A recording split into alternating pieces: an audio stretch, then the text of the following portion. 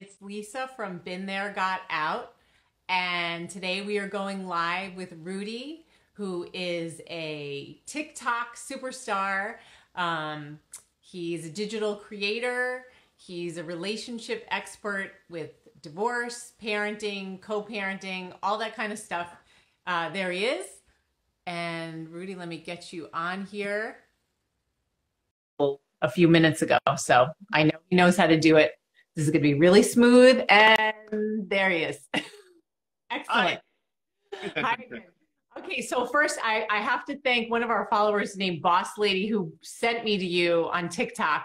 And Mhm. I'm so glad that you agreed to come on today because I think you're a voice that's sort of not represented as much in our community, which is mostly, domestic abuse, domestic violence, and high conflict divorce, even though I know that's not your Right, thing.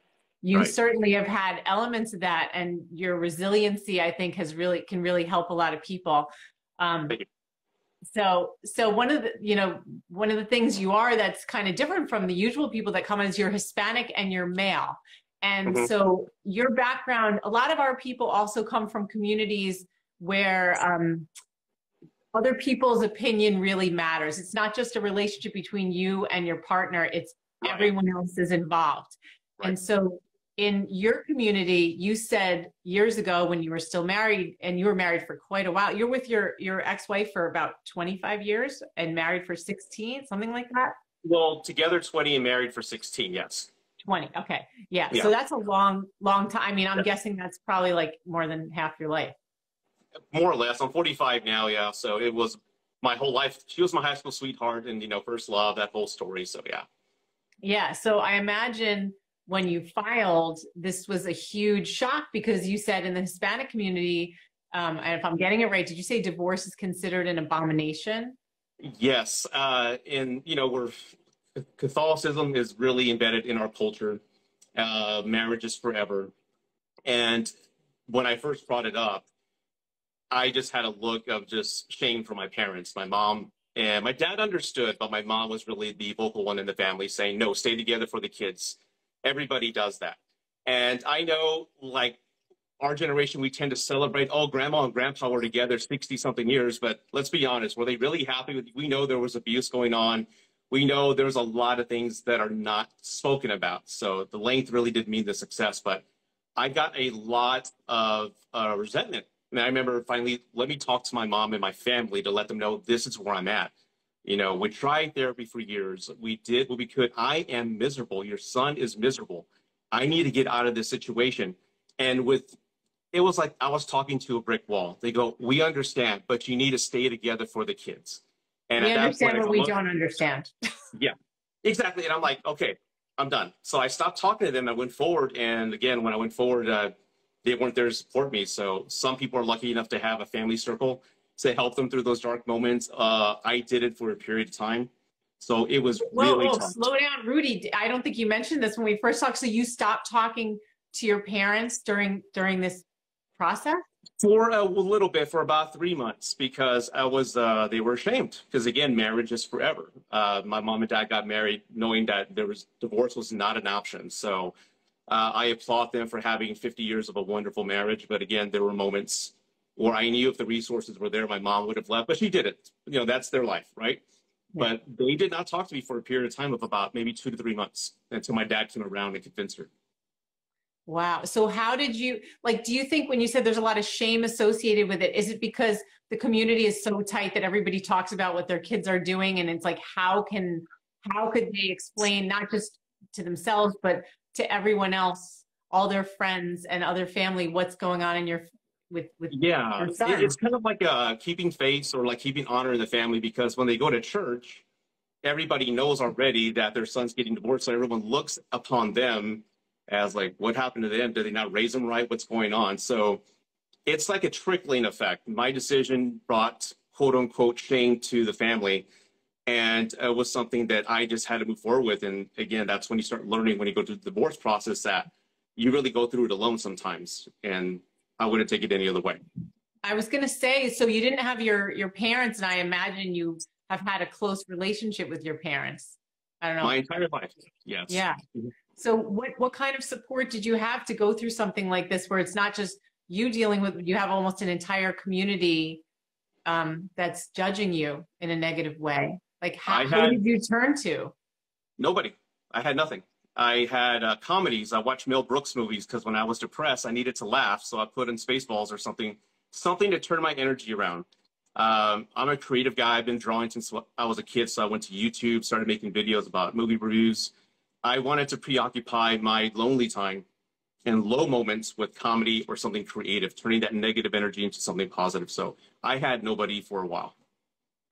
Yeah, and that's something I know a lot of us can relate to, because even though I don't come from the same community as you do, I felt like I was in a relationship with my ex for 20 years and together for 18. And my parents have also now been married for like 60 years. And Yeah. there was no divorce before my sister's generation. It's like, how do I tell them? And then, like you, I also went to couples counseling. We had 3 different counselors, and I thought, I don't want to tell my parents, because if there's any chance to salvage the relationship, then they're never gonna, they're gonna hate him forever. So I didn't want to, I kept it to myself for about 2 years. Yeah. 2 years. Wow. That's a long time. That's a Yeah, very long time. that was in decide. That wasn't the divorce itself. That was in deciding, like, I have to get out of here, because I Yeah. couldn't. I felt like I couldn't tell my parents, and couldn't tell my family. Wow. Yeah. So let's talk a little bit about couples counseling. So you said you had gone for 4 years, and how did that help or hurt the relationship? I know in our situation, and with the clients that we deal with, counseling is never a good idea, because that's an abusive relationship and there's a whole dynamic. But Right. what happened for you? For me, it was a realization that we both had grown accustomed to our own ways and were unwilling to change. You know how it is well, for anybody who's been in a marriage 10 years or more, you kind of know what your spouse is going to retort with in an argument, how they're going to respond, what you can say, what you cannot, how they're going to react. And we had gotten to that point that we knew it was just, it was not worth it. And even though I would come back from the sessions with the notepad, trying to recognize, because everyone says communication. We had done that. We were very good at yelling at each other, but no one was listening. Yeah, we're both waiting to talk. So that's not effective communication. So that's one thing I learned through that process that we weren't doing. And it's kind of like I always explain, like, it's like going to Weight Watchers. I'm going to go lose weight. I'm going to go commit myself to do this. You can go to the sessions. You can go do that. But if your eating habits are the same when you get home, you're really wasting your time. And when I noticed after those years we weren't getting anywhere, I'm like, we're done. It's over with. And we both, it was a mutual decision, but we decided to go our separate ways. So that's what I recognize. And with counseling, it does take 2 people. Oh, yeah. It's not like when you go by yourself, and if one person's unwilling to do their share, like, what are you going to do? It's a uphill battle that will often lose. So for anybody in those types of marriages, your partner needs to commit just as much as you. If not, it's going to fail. Yep. Yeah. Okay. So I know you were together for a really long time, and you often mention in your content that you stayed longer than you should have, which is something like everyone here probably can relate to. And it was an unhappy marriage. But I know you had said, in terms of like your resilience and tenacity, you were like, there's no good examples of a good divorced family, and I'm going to prove everyone wrong. So talk a little bit about that. Well, you're right. I did stay longer, right, than I had to. And that was the reaction. Anytime I spoke about it to friends, look what happened to so-and-so, they don't even see their fathers anymore. Look at the kids, how they were brought up. Let's think about it. The norm, the social norm of a divorce is the family usually implodes and it's just disaster. So I wanted to prove everybody wrong, especially my mother. I'm like, you know what? She's always been vocal and spreading all these things to the other family members that, the kids. And I'm like, no. So when I finally, that day, which I'll never forget, when I told my kids, Mommy and Daddy are getting divorced, I told them, look, we're going to prove everybody wrong. Just because we're getting divorced doesn't mean we're not a family. We are still a family. I would expect you to respect your mother when I'm not around, and vice versa. I'm going to help her out. We are still your mother and father, and we love you. And we are going to show everybody that we can do this. And I know that set the tone, because the ex-wife and I, we did have some hiccups in the beginning, but to this day, we have a great relationship. She's remarried. Her husband and I get along great. but everybody just was in shock seeing us because we were great co-parents. There was no jealousy. There was no anger there. And I wish that was the norm for others, because just to see the benefit of my kids and how they're turning out versus their friends, because their friends' parents got divorced. And it's just a horrible mess. Their mom is constantly bringing in boyfriends that are just bad elements to the kids to see. And it's just been a horrible traditional, like divorce situation. So I'm glad we were the exception. Yeah. And like, just like with the therapy, it really takes two people to have that effective co-parenting relationship. And you're lucky. And I'm sure most of the people watching this now or who will watch it, unfortunately don't have that situation. And they're trying and they're dealing with a parent who is not as concerned about what's best for the kids. So you're lucky. But speaking of kids, well, I shouldn't just say lucky. I say you worked hard. You're lucky to have an ex that also cares as much in keeping that family, even though you're not physically together, but you're still a family. And yes. I'm so glad to hear that you get along with everybody. And we'll talk about those hiccups in the beginning, because Rudy, when you and I first talked, I was like, I don't know if there's anything that we can share. But then you started being like, well, then we got into the hiccups. It was like, actually, no, there's definitely stuff. And knowing those hiccups is incredible, like how you've gotten from there to here. But let's go back a little bit to someone saying that you need to start classes for high conflict. And that's Boss Lady. She's the one that got me to you. So thanks again. So you often say that the kids are always watching. And I don't want to talk ahead on what you're going to say. So why don't you talk about why this is so significant, especially in terms of how it relates to being in an unhappy marriage? I found out years later that when we were married, that my kids were upstairs listening in. You know, they were kind of sneaking in and listening to us argue and listening to how we treated each other. So that was a huge eye-opener for me. And it just made me realize that we all look up to our parents. We all look up to them whenever we saw our parents growing up arguing or maybe discussing something that was maybe an unpopular topic. We more or less replicate them. And I wanted to show them how to handle this type of stress. I wanted to show them, be the example to them, and how to respond, how to react, what not to say during, an argument, instead of yelling and insulting and getting letting our emotions get the best of us. I would just really listen and take the time to understand where the person's coming from, and I've seen them take those stances and those beats from me. So I also wanted to show them that this is not the norm for marriage. I didn't want to show them that we stayed together for the kids because we were really unhappy. So what I decided to show them is like, hey, you can lose everything. You can go through divorce. You can be civil and be an adult with your ex-spouse and rebuild your life and be a better man. That was another goal I wanted to show them, and I'm glad that I did, because I'm sure you know a lot of people just like myself. We grew up with mom and dads who were very abusive, and that's more or less our stamp on what love means and what it's supposed to be. I don't want my daughter or son in an unhappy marriage like I was and feel that they have no option and have to stay there. No one should stay together just for the kids. Exactly. I mean, what happens is what the kids see in the home, no matter what you say. And I know a lot of people say, don't act like us. Don't be like us. It becomes normalized. And that's what they gravitate to unconsciously. They'll gravitate towards someone with that same relationship dynamic that they see in their parents' home. And that's why it is so unhealthy to stay in a home where there's, well, you didn't have domestic abuse that I know of, but, just where there's a really bad dynamic, because you don't want them to think, well, that's just how it is. And that's what I'll accept. Exactly. I mean, we're at the point whenever we went to a holiday gathering, we're taking separate pictures. And that's the obvious one where it's just her and the kids, and then she takes the photo and it's not us anymore. So it just got too weird for me. And I'm like, no, we can't be this way. So that was another reason why I left. Yeah. And were you kids surprised when you said that you were getting divorced? So I know your parents were very upset. Like, how did the kids respond? They followed our lead.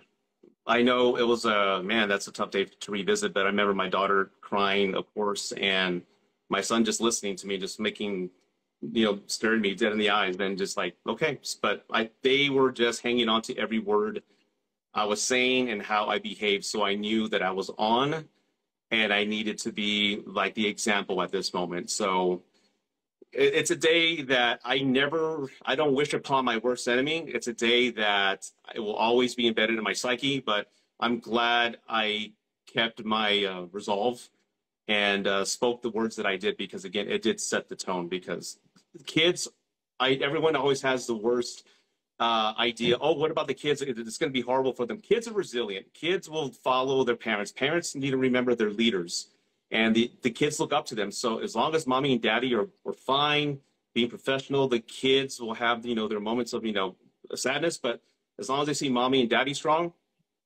that's all they need to see. And people don't know that. Yeah, I think that's really important. I know that being strong and taking care of yourself is so important, because you have to, they didn't make the choice to get the divorce. It's put upon them. They're the ones whose lives are so disrupted because now they're the ones who have to go back and forth between two places. We're in our new place, hopefully, and start settling down, but they unfortunately have to keep going back and forth. So their lives are way more disrupted than ours are.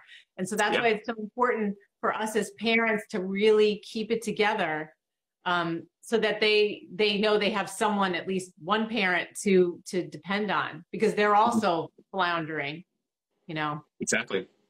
Yeah. Okay. So let's talk about those hiccups. Okay, sure. Those bumps along the way. So one of them, which shocked me after all this, like things are really great, was that there was a serious smear campaign. Can you talk about how that affected you? So I know things are better now, but how did that affect you personally, and especially at work? Oh my God, it was horrible. So I initially made the decision, let's call it. She didn't want to, but I had made up my mind. So between that moment and filing, the good days were after the filing, but that moment between it getting finalized is where of course, she was hurt, and she went and spoke to our friends and told them everything. And my advice to anybody out there, if you're going through divorce, don't keep your business to yourself, because if your friends are not going to keep quiet, they're going to tell everybody. And before you know it, everybody's going to know your business. Everybody's going to know at least one side of the story. And I remember just reaching out to friends and like, hey, I'm going through a tough time. Can we hang out? No, I'm busy. Everybody started distancing themselves from me. Then I had family distancing themselves from me. So I was at the most lonely moment, lowest of lows of my life. The depression kicked in. The ex-wife and I worked in the same company, just different departments.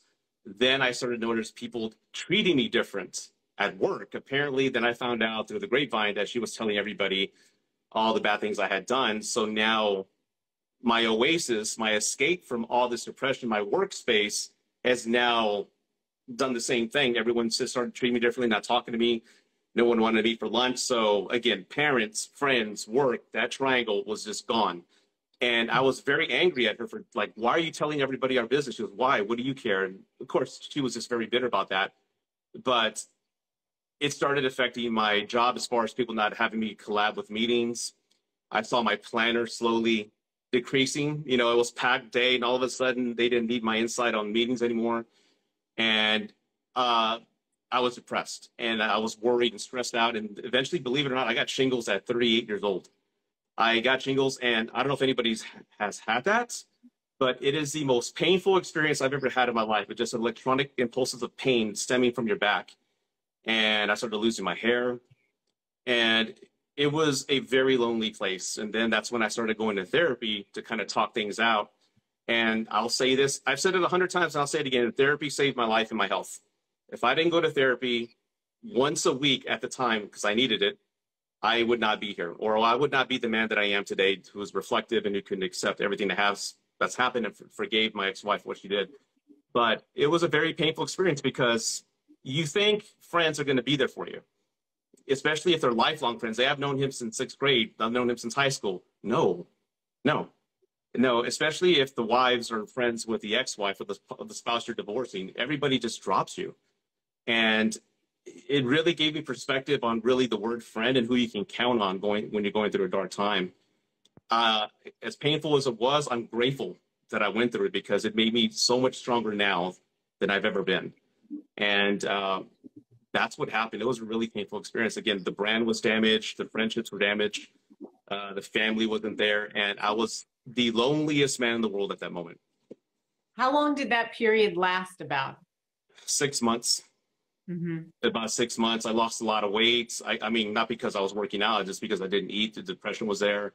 But the physical effects of that are what really took its toll. Like the shingles healed, but to this day, if I have nerve damage now, and if I get stressed out or something really just overwhelms me, my arms feel like I'm in a microwave or they're getting sunburned, believe it or not. Wow.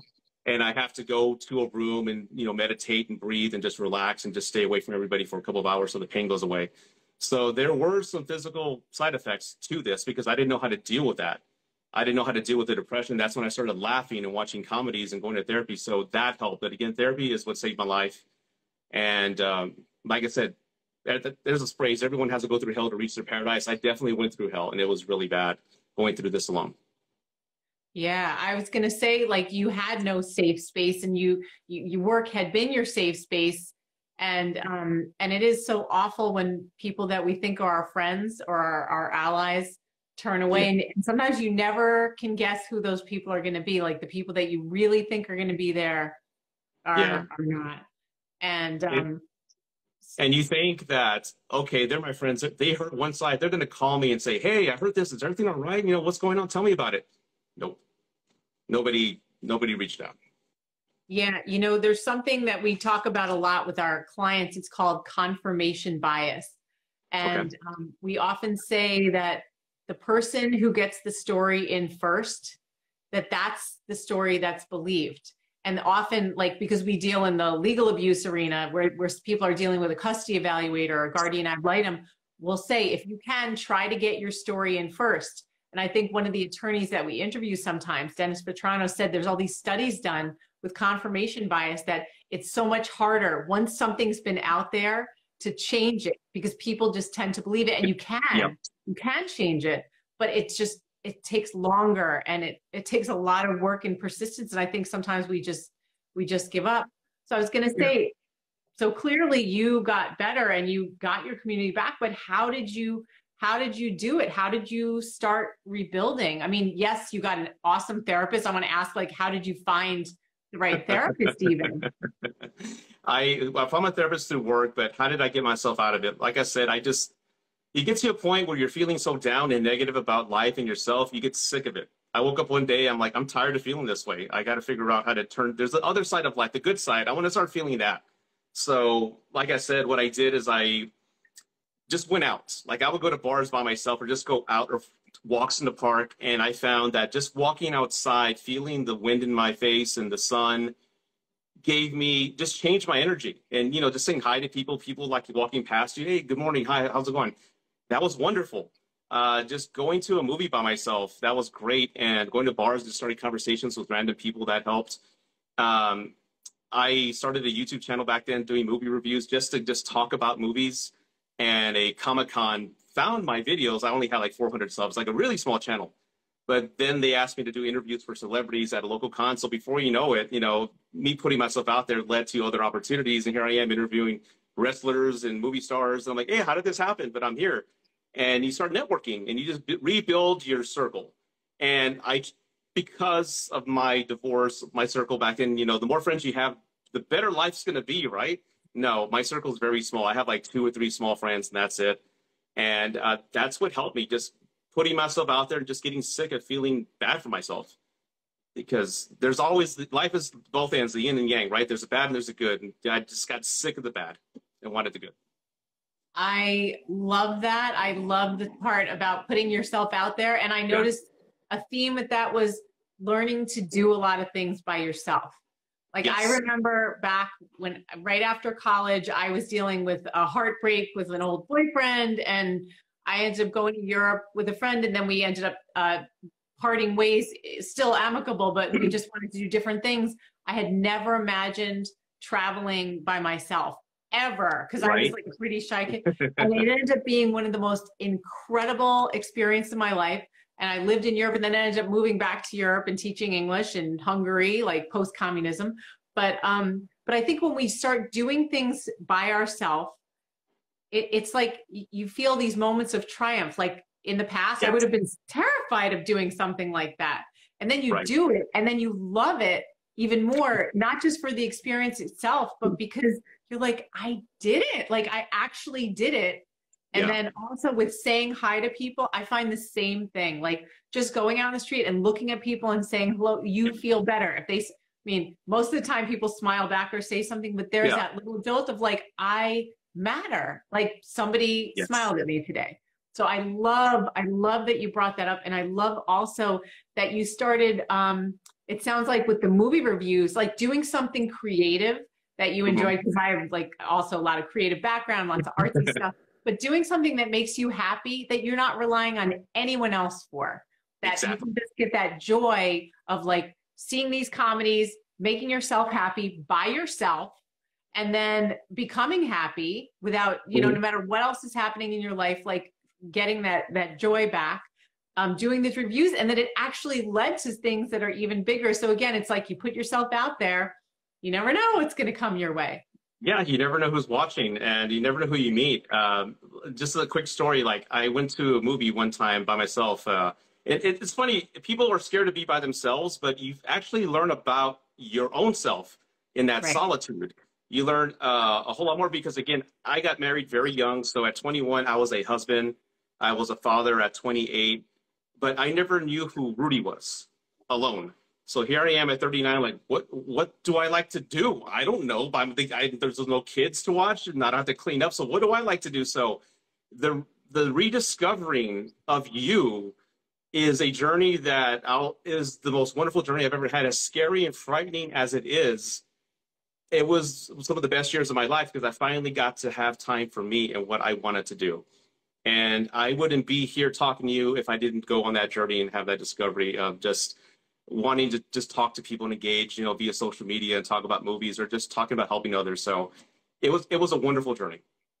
Yeah. And again, like when you said that feeling of like, what do I like to do? I feel like me and also so many people here, we get lost in these relationships and we Yes. lose our identity. And to like, I remember also when I came out of my 20-year relationship being like, I don't even know how I feel. Like, I don't, Yeah. and I always thought I was like this really strong person, like business owner, very independent, but that emotionally, like I had not checked in with myself.